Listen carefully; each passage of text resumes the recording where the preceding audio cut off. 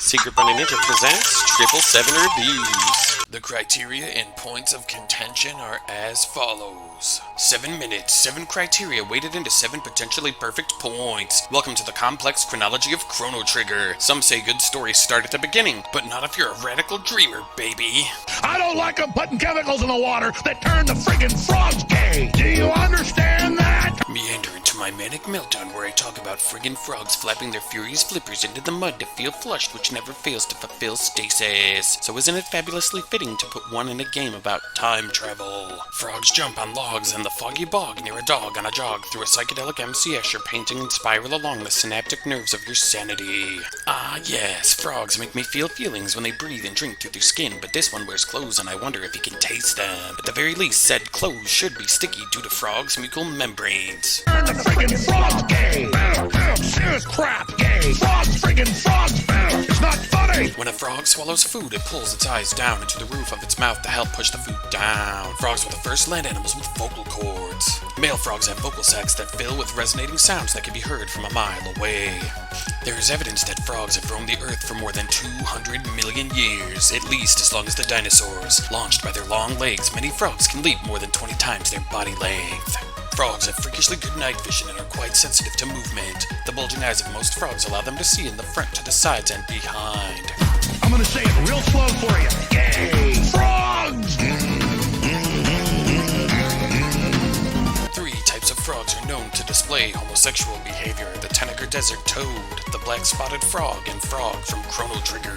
In a game that dares to kill the protagonist, only to take the titular item and trade a moment in time to terminate your tragic tears. Muse maddeningly as magic takes the goodest boy and turns him into a walking froggy fursuit.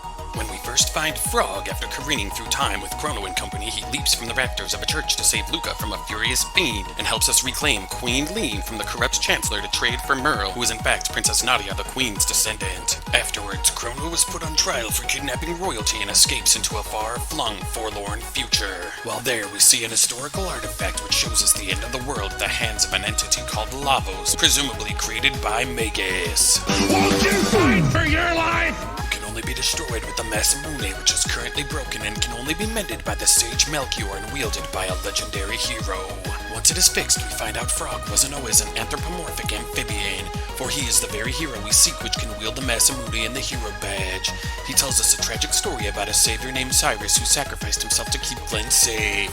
Stunned in her grief, Magus curses Glenn, giving him the froggy form that we know and love, and sets Cyrus on fire. Frog uses the Masamune to reveal the way to Magus's castle, where we flounce, flee, smash, slash, obliterate Ozzy, and attempt to murder Magus, only to find him attempting to summon Lavos, which opens another time gate that places us into pre-history.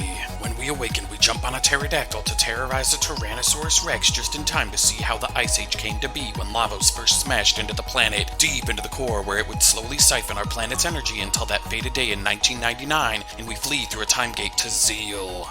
Gay frogs, friggin' frogs! I don't like a frog! In this age of magic, we learn of a machine being used to harness Lavos' energy in the pursuit of ever more power. But before we can learn more, Queen Zeal is advised by a prophet to force her daughter Shala into throwing us back into the gate before sealing it behind us. Our heroes fail to surrender and find the eponymous epoch in the far future, allowing us to travel without the use of gates back to Zeal. Magus reveals himself to be the prophet and attempts to do battle with Lavos, but is overcome. Chrono then gives his life to buy time for them to escape, with Scala using her powers to send them somewhere safe. Just in time for Queen Zeal's head of security, Dalton, to crown himself King of the world! He steals and upgrades the epoch just to be destroyed by our fearless Frog. Friggin' frog crap!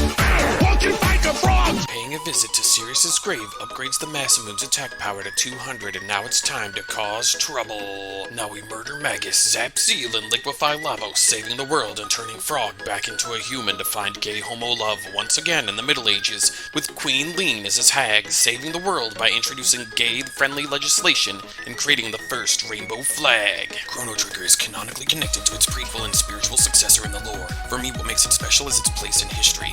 It wasn't the first game to have a New Game Plus-like feature, but it was this time that the name truly stuck. It was one of the first games to use time travel as a premise, but on top of that, used it thoughtfully. The timeline of the game feels like it was constructed with the game's events in mind and steers away from paradoxes or history manipulation. It was one of the first games to do away with random encounters to have multiple endings and to assign characters elemental affinities. Shadow, fire, light, water. The story is thoughtfully written in such a way that side quests you conclude cause those endings to have variations. For instance, if I could have quelled my incessant need for revenge, taken the time to revive Chrono and let Magus join my party, the spell would never have been broken, and Glenn would remain a frog. But in this playthrough, I wanted more for him than that. The game and its writers are generous enough to let the story and characters shine without dubious over-explanations that force it to fit into one mold. Gay friggin' frogs!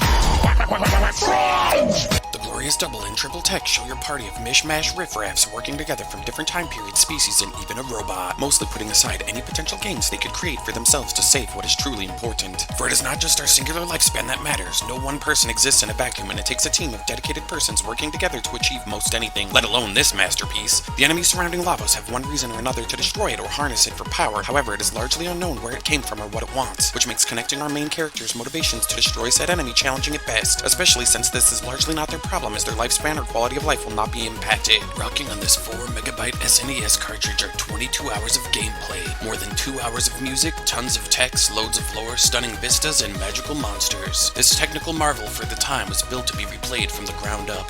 The art, visuals, music, and story feel timeless and are a masterclass in world building.